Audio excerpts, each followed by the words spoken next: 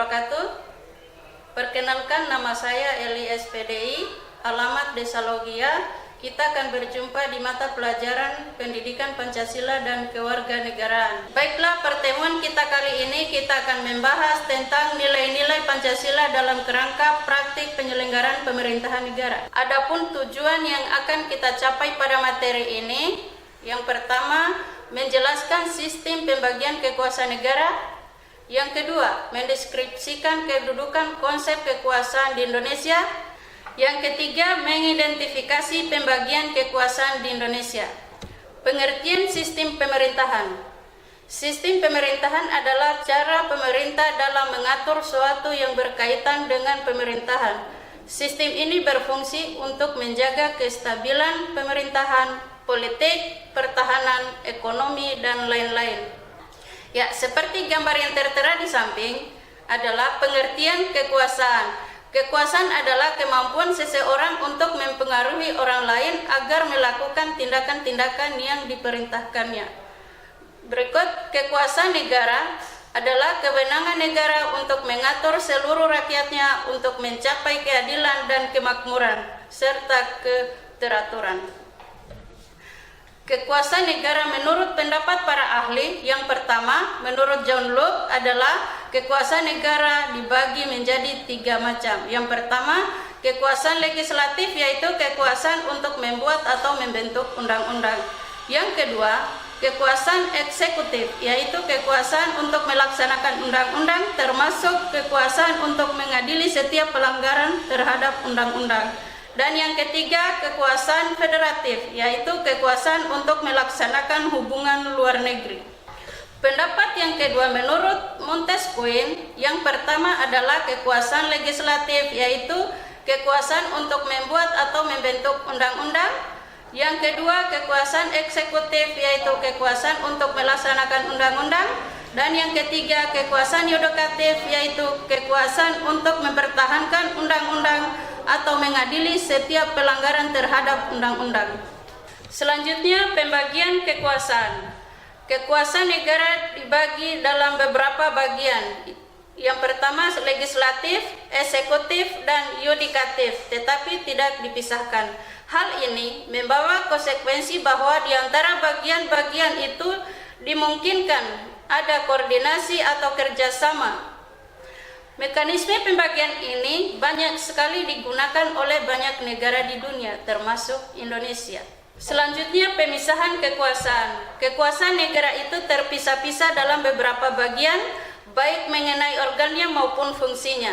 Setiap lembaga menjalankan fungsinya masing-masing. Contoh, negara yang menganut mekanisme pemisahan kekuasaan adalah Amerika Serikat.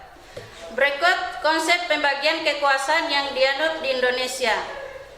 Mekanisme pembagian kekuasaan di Indonesia diatur sepenuhnya di dalam Undang-Undang Negara Republik Indonesia tahun 1945.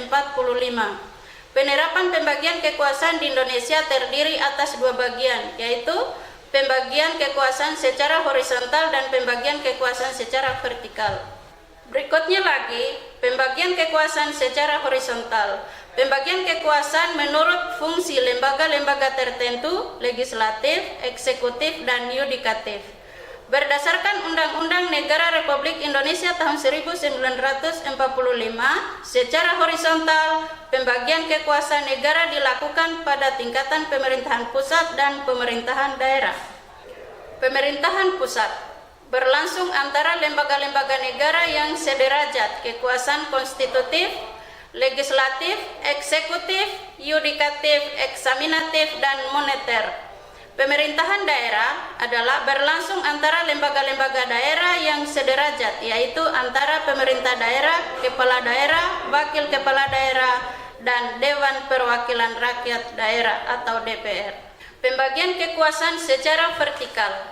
Pembagian kekuasaan secara vertikal, pembagian kekuasaan menurut tingkatannya, yaitu pembagian kekuasaan antara beberapa tingkatan pemerintahan. Pasal 18 ayat 1 Undang-Undang Dasar Negara Republik Indonesia tahun 1945 menyatakan bahwa Negara Kesatuan Republik Indonesia dibagi atas daerah-daerah provinsi yang tiap-tiap provinsi, kabupaten, dan kota itu mempunyai pemerintahan daerah yang diatur dengan undang-undang.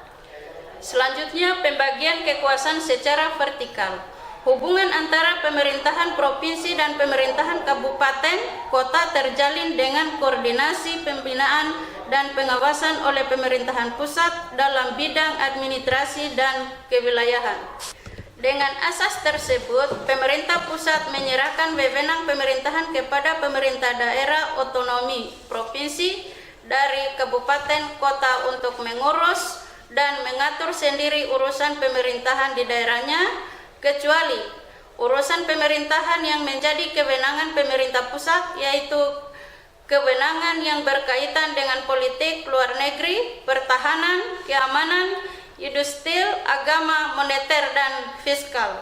Pembagian kekuasaan dalam pemerintahan Indonesia. Pembagian kekuasaan secara horizontal. Kekuasaan konstitutif dijalankan oleh MPR, kekuasaan eksekutif dijalankan oleh Presiden, kekuasaan legislatif dijalankan oleh DPR atau Dewan Perwakilan Rakyat, kekuasaan yudikatif dijalankan oleh Mahkamah Agung, kekuasaan eksaminatif dipegang oleh Badan Pemeriksa Keuangan Negara, kekuasaan moneter dijalankan oleh Bank Indonesia selaku bank sentral di Indonesia. Demikianlah pertemuan kita kali ini. Jangan lupa kerjakan tugasnya. Sampai jumpa di jadwal berikutnya. Assalamualaikum warahmatullahi wabarakatuh.